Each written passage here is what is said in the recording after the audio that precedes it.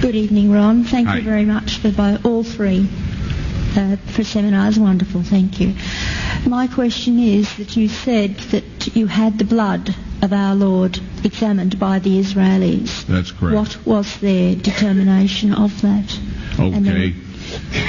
Now, we won't be able to take second questions. I'm sorry if you're on your second one. Please just step out. I love you, but we're running out of time. Real quickly, okay. Dried blood is dead blood. Everybody knows that, all right? They can test the blood of the pharaohs, the mummies of the pharaohs, all right? There's certain things they can do. They cannot get a chromosome count by any method I'm familiar with, all right? Things keep changing. I don't profess to know everything.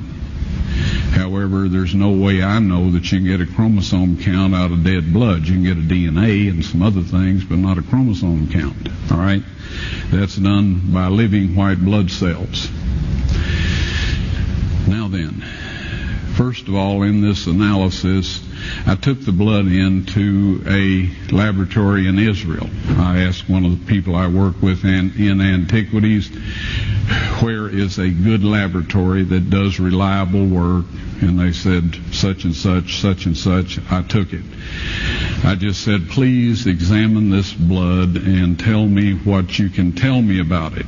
All right? They said, well, look, we're going to reconstitute it. We're going to put it in normal saline and keep it at body temperature for 72 hours with gentle swirling. All right? That's their business. That's great. I said, now I want to be there when you check it out. They said, fine. So I was back. They checked it out. I said, now, they said it's human blood. We can tell that. They did whatever tests they need to do.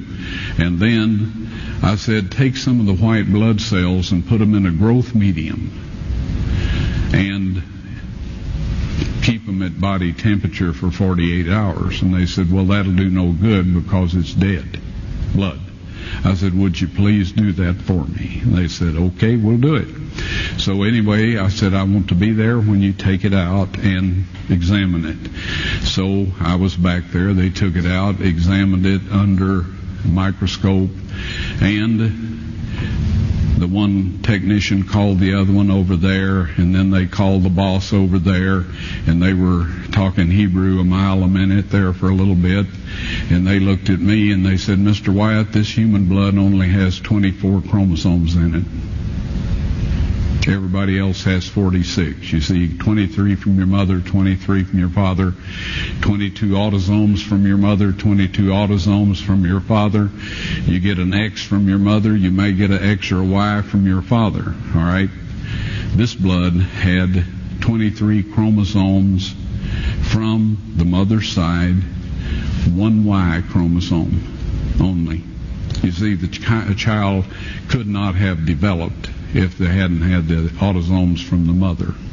So all of his physical characteristics were determined by his mother's side of the family, her autosomes. His maleness was determined by this one Y that came from a source, not a human male. Then they said, this blood is alive. And then they said, whose blood is this?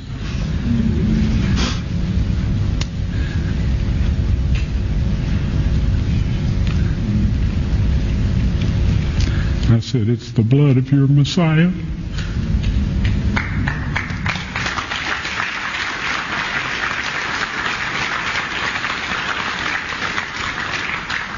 And I assure you those men's lives have changed. You're welcome.